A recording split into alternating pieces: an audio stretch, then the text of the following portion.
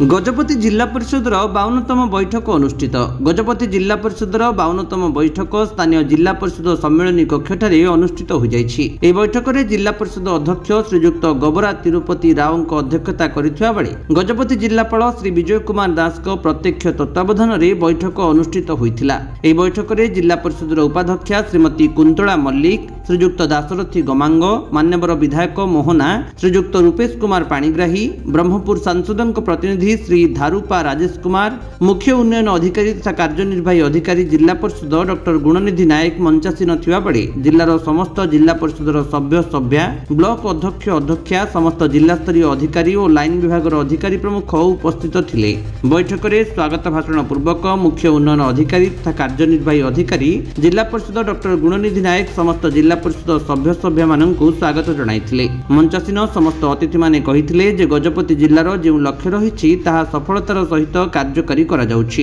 एवं आगकु मध्य सफलतार सहित कार्यकारी चालू रहिबो बोली कहिथिले। जिल्लारे कार्यकारी करा जाउथुबा विभिन्न विभाग तथा ग्राम्य पानीय जल और परिमल विभाग, ग्राम्य उन्नयन विभाग, रास्ता और कोठाबाड़ी, कृषि और कृषक सशक्तिकरण, शिक्षा, स्वास्थ्य परिवार कल्याण, बेसामरिक जोगाण और खाद्य प्रक्रियाकरण, जलसेचन प्रकल्प, मेगा जलसेचन, क्षुद्र जलसेचन, छेड़ीगढ़ प्रकल्प, उद्यान, जलछाया, पशु संपद, मत्स्य विभाग, महात्मा गांधी जातीय ग्रामीण निश्चित कर्मनियुक्ति योजना, ओडिशा ग्राम्य उन्नयन एवं विपणन संस्था ओरमास, ओडिशा जीविका मिशन, मिशन शक्ति, समाज कल्याण और शिशु कल्याण विभाग, सामाजिक सुरक्षा और भिन्नक्षम, अनुसूचित जनजाति और अनुसूचित जाति समन्वय आदिवासी उन्नयन संस्था, जंगल और परिवेश, श्रम और नियुक्ति, अबकारी, परिवहन, विद्युत, ग्राम्य सामाजिक निरापत्ता, क्षुद्र उद्योग प्रक्रियाकरण, पानीय जल और परिमल प्रभृति विषयवस्तु को नहीं समस्त जिला परिषद सभ्य सभ्या, ब्लॉक अध्यक्ष अध्यक्षा और जिलार समस्त लाइन विभाग अधिकारी मानक सह पुंखानुपुंख आलोचना होइथिला। এই বৈঠকରେ অতিরিক্ত নির্বাহী अधिकारी जिला परिषद श्री पृथ्वीराज मंडल, प्रकल्प प्रशासक समन्वित आदिवासी उन्नयन संस्था पारड़ाखामुंडी श्री दिलीप कुमार बेहेरा,